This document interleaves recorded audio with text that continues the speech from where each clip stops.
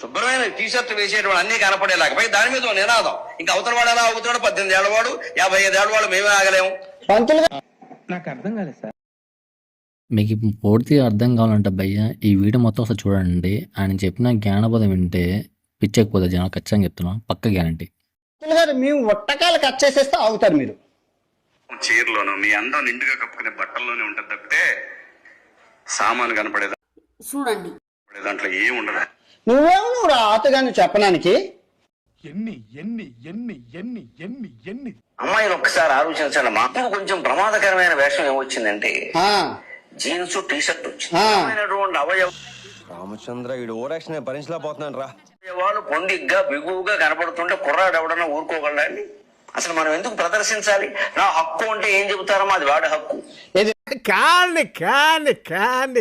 ఇది రేపు చేయడం అబ్బాయిల హక్కు. సున్ని కోసేస్తామని సిద్ధాంతం పెడితే సౌదీ అరేబియాలో గాన వాళ్ళ హక్కులు పోతాయి. ఇప్పుడు అమ్మాయిలు మీకు చెప్తున్నాను, ఒక్కసారి మీరు కూడా వినండి గాయస్. మీకు ఈ చెప్పిన తర్వాత ఇతన్ని అనడానికి రీజన్ కూడా మీకు అర్థమైపోతుంది అనమాట.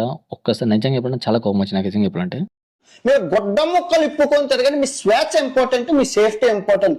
ప్రపంచంలో రాబోయే 100 సంవత్సరాల్లో ఏ ఆతుగాడైనా మిమ్మల్ని అయినా నీకు ఇంత కోపం ఎందుకు వస్తుంది నాకు ఇప్పుడు అర్థం కావట్లే భయ్య. అంటే ఇప్పుడు ఆయన తప్పేం మాట్లాడి చెప్పండి, స్టీల్ బట్టలు వేసుకోవడం కూడా తప్పేనా? అంటే నీ ఉద్దేశం ఏంటిది? అందరు తిరుగుతూ ఉండాలి అందరు కలిసి ప్రశ్నిస్తే ఈ వీడియో చూపించండి. ఓకే, అబ్బాయిలు మగజాతి చూడండి, ఇది మీ లింగం.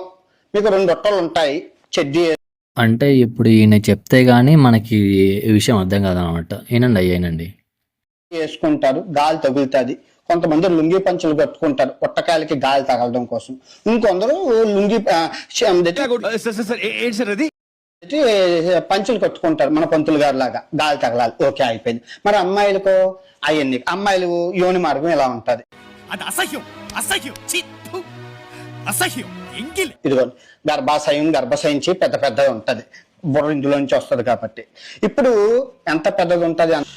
రామచంద్ర ఈ ఓరాక్షన్ భరించలేకపోతున్నాను రా. దానికి నీకున్న లింగం ఇక్కడ పెడతావు అనుకో, చూడు ఎంత పెద్దది. ఇంకా దీనికన్నా పెద్దది అనమాట ఆ బిడ్డ ఇందులో నుంచి. అంటే భయ్య ఇప్పుడు ఈయన చెప్తే గానీ లేడీస్కి మొత్తం తెలియదు అనమాట ఈ ముచ్చటంతా. అంటే నేను వచ్చి జ్ఞానం చేస్తున్నాడే లేడీస్కి అందరికి వస్తుంది. ఎంత చిన్న కన్నంలో నుంచి ఎంత గొప్పది. వాళ్ళకి ఎన్ని ప్రాబ్లం ఉంటాయో తెలుసా?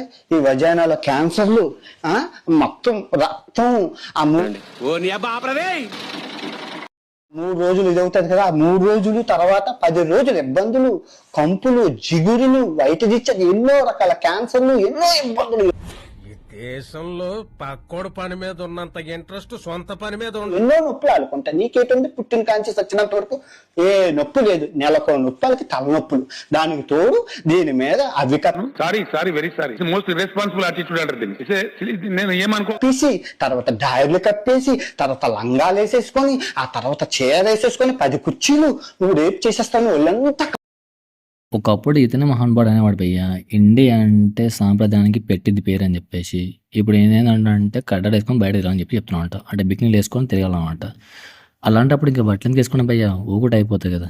అది కూడా ఎందుకని ఈ విషయం అర్థం కాలేదనుకుంటా. చీర పెట్టింది అందుకు వాళ్ళకి గాలి తగలడానికి కోసం అని చెప్పేసి ఆ మాత ఇంగిత జ్ఞానం లేకుండా మాట్లాడుతూ ఉన్నాడు అతనైతే.